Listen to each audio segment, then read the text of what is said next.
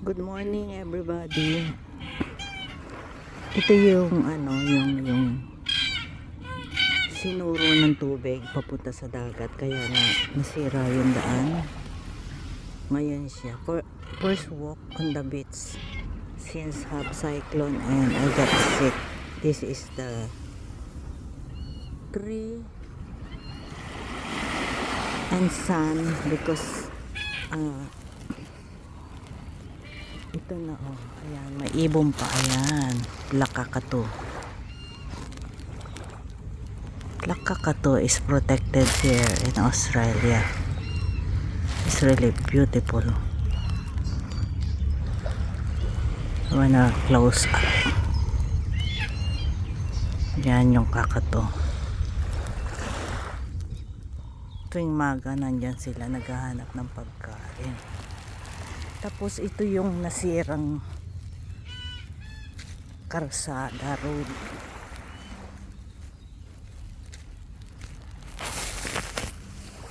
Ayokong masyadong malapit sa tubig kasi baka may crocodile bigla akong kagatin. Ay, mahina pa ako kasi hindi pa ako masyadong magaling. Ayan na yung nasira road dyan na may mga puno sa sobrang taas ng tubig. Sinira niya yung road kaya nahati yung dulo ng Holloways. Pero in the next day the Cairns Council they make a road but it's still not,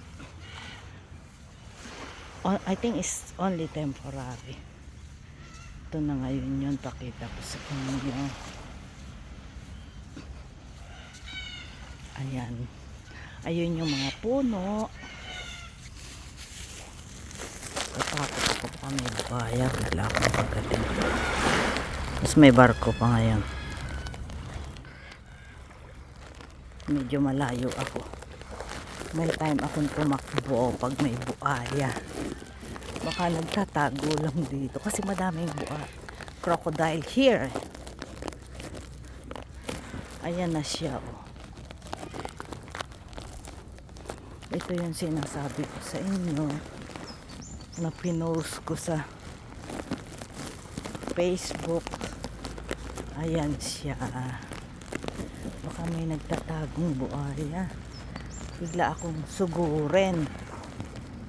Yan yung nasira. Kasi yung tubig doon sa may kabilang yon masyadong madami. Imbis na pumunta doon sa bunganga ng tubig, sinira niya yung daan. Ayan. Baka may buhayang nagtatago. Ayokong pumunta doon. Baka may nagtatago. Bigla akong habulin at kagatin. Ayan ay nasira. Lalayo na lang ako kasi baka mamaya kagatin ako, mapatay pa ako. Ayan, nasira. Hindi ka pwedeng pumunta doon kasi sira nga. Punta na ako doon sa taas kasi baka mamaya may buhaya. Ayan na, naglakad-lakad ako kasi kagagaling ko lang sa sakit since cyclone. Gusto ko ng vitamin sa aking balat at buto. Ayan, ito na nangyari. Ayan, lumabas na yung mga ugat. Lagi yan tinatabunan ng buhangin ng council but every year naaalis din. Kaya ang laki-laki ng nagagastos. Ang cute naman nito. Ano ba to? Nagsama-sama. Ang gandang tingnan. Red. Picture lang kita. Ayan. Ganda naman. Ito. Magandang tingnan. Kaya lang mamamatay na sila tutumba na yan. Kaya pala ang niyog mahirap matumba kasi napakadaming ugat tapos layo ng nararating nila hanggang dun, oh. Yan. Yan. Dito pwede na akong umakyat papunta dun sa, baka naman may ahas. Diyos ko naman. Nakakatakot naman dito. Baka may ahas. Sana wala. Ito, oh. Daming ugat. Baka naman may ahas. Ay, salamat. Nakaakyat na ako. Ayan. Yan yun, oh. Tapos yun yung ano, road na nasira. Pumunta dun. Dun pumunta. Ayun. Nandito na ako sa taas pero kailangan ko ng ano, ng araw para sa aking vitamin. Bababa ako dito. Sana wag akong mahulog. Ay, sana walang ahas. Ay, sus Mariosep. Ginoo. Ayan na siya. Bumalik ako dito sa dagat kasi gusto ko yung, kaya pumunta ako dito para magkaroon ako ng vitamin, I think I forget, sa para sa buto saka sa skin, I think B12 o B6. Yan na nangyari. Oh, yan. Yan, ang dami niya. Daming kakato. Ayan, ang dami.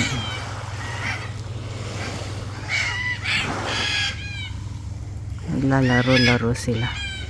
Kinakain kasi nila yung buto ng talisay.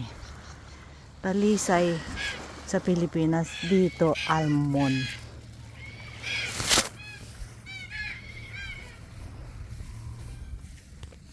Babalik na ako doon. Siguro okay na yung mga 20 minutes na ako o 30 minutes. Okay na yun sa aking skin. Ayan. Thank you everybody sa mga nanonood. Salamat sa inyo. Pinakita ko lang yung lugar namin after cyclone. Yan. Ayokong lumapit masyado sa dagat kasi may crocodile dito. Baka bigla akong kagatin. Mamatay pa ako. Baka gawin akong almusal. Baka gawin akong almusal ng mga crocodile. Di happy na sila. Mga 1 week na silang busog. And walang tao dito. Sino ang tutulong sa akin? Madahay kasing crocodile dito eh. Kaya medyo ingat-ingat. Look.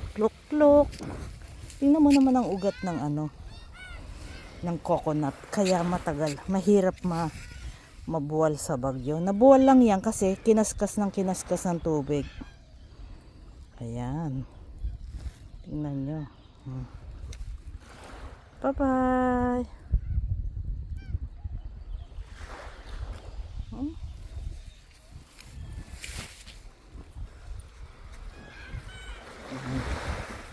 Oh, pati yung talisay, ang haba rin ng ugat, oh. Hanggang dun. Kaya pag sa bahay mo tinanim, aabutin yung bahay mo sa haba ng ugat. Tapos ito naman yung pine tree, oh. Yan. Babalik na ako doon. Oh, sige, magandang morning sa inyong lahat. Bye.